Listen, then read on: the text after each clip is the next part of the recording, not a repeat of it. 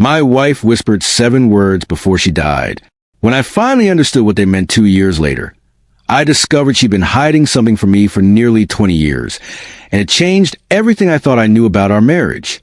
Hello, friends. Thanks for joining us today at Voice of Deborah. If this story resonates with you, please hit that like button and subscribe to stay connected with more real-life tales of betrayal and justice. Drop a comment below telling us where you're watching from. We love hearing from our community across the UK and around the world. Quick note, the names and some details in this account have been changed to protect privacy, but the emotions, the timeline, and the core events are exactly as they happened. This is Thomas's story, told in his own words.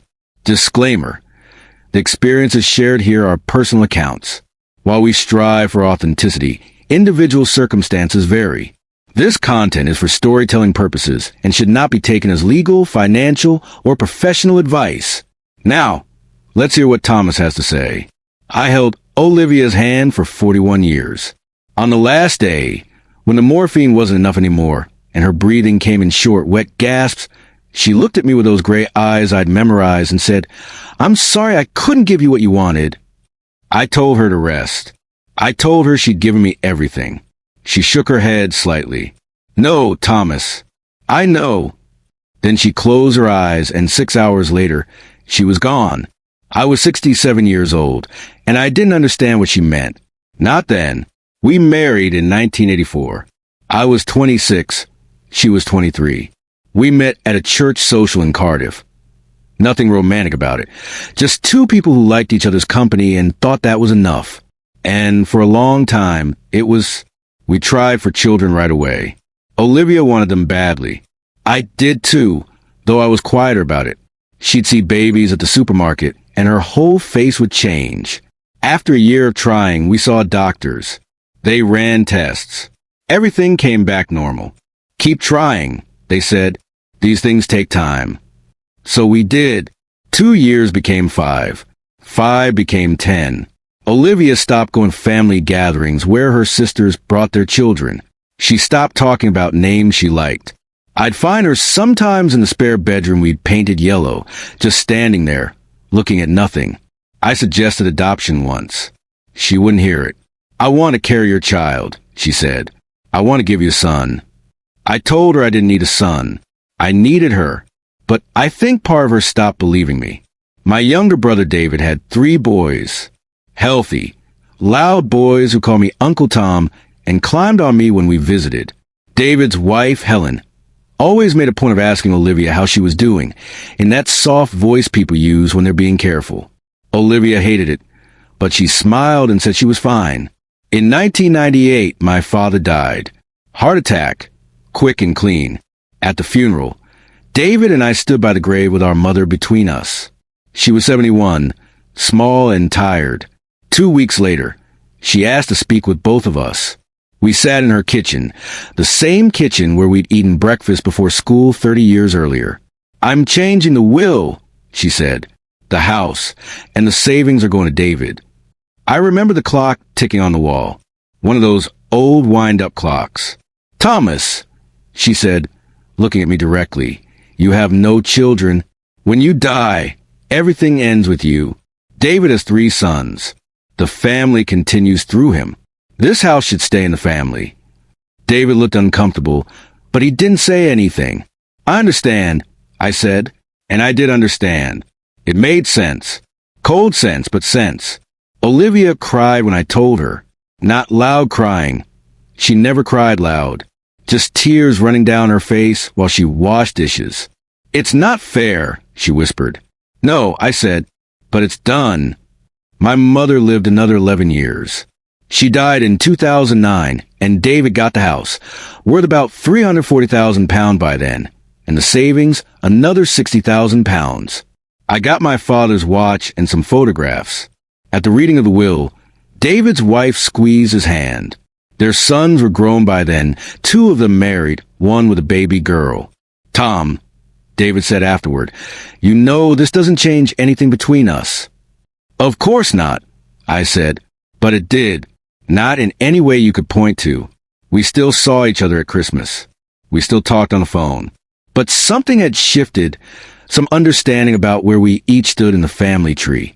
Olivia got sick in 2019. Ovarian cancer. They found it late. She'd ignored the symptoms for months, maybe longer. By the time we got the diagnosis, it had spread.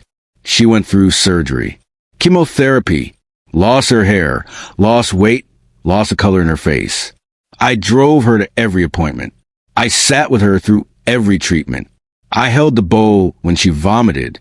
I changed the sheets when she couldn't get to the bathroom in time. David visited twice. Once at the beginning, once near the end. Both times he stayed less than an hour. It's hard for the boys to see her like this, Helen explained on the phone. It's hard for me too, I said. She didn't respond to that. After Olivia died, I couldn't stay in our house.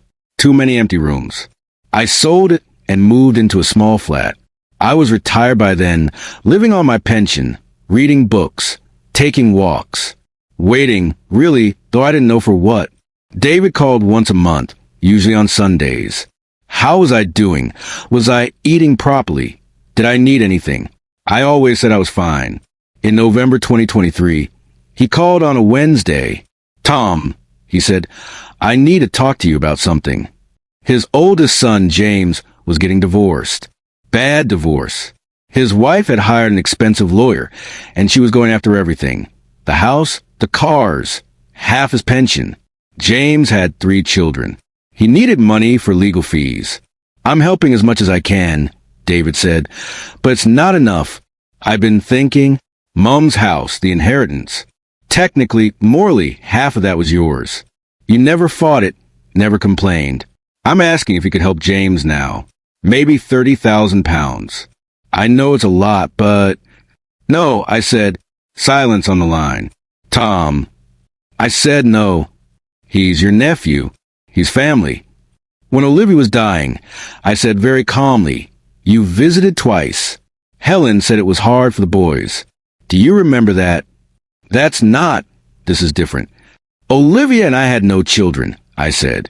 According to Mom, that meant everything ended with us. Nothing to pass on. Nothing worth investing in. You agreed with her. You took the house. You took the money. You made your choice about where the family line runs. For God's sake, Tom, that was years ago. I'm 67 years old, David.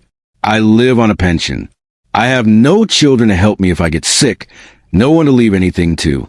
Whatever I have, I need. James has 3 children. He has a family line. He'll be fine. I hung up. He called back. I didn't answer. A month later, I received a letter from my solicitor. It was about Olivia's estate, a small complication with paperwork that needed sorting. I went to his office. While we were talking, he mentioned something in passing. And of course, there's the account Mrs. Thomas set up in 2001. Has that been helpful? I stared at him. What account? He looked surprised. The savings account. She started it. Let me check the date. Yes, 2001. Monthly deposits. It's grown quite substantially with the interest. My hands went cold. I don't know about any account. He pulled up the file. Olivia had opened it 2 years after my mother announced her decision about the will. She'd been putting away 200 pounds every month, sometimes more. For 18 years, the balance was 87,000 pounds. There was a note attached to the account in Olivia's handwriting. The solicitor pulled it out, read it, then handed it to me. For Thomas, for when I'm gone. Because you deserve better than what you got. Because you never complained, not once, and I always knew it hurt you. This is yours. Don't give it to anyone who didn't stand by you when I was dying. I'm sorry I couldn't give you children, but I could give you this. All my love. Oh, I sat in that office for 20 minutes, holding that piece of paper. 41 years. She'd known. She'd seen everything. The inheritance, my mother's coldness, David's acceptance of it, my silence. And she'd done the only thing she could do. She'd built something for me. Quietly. Month after month, year after year. I'm sorry I couldn't give you what you wanted. That's what she'd said at the end. She thought she'd failed me. She thought that because we had no children. She hadn't been enough. I keep the note in my wallet now. I moved to a better flat. I help a local charity that supports men whose wives have died. There are more of us than you think. I'm comfortable.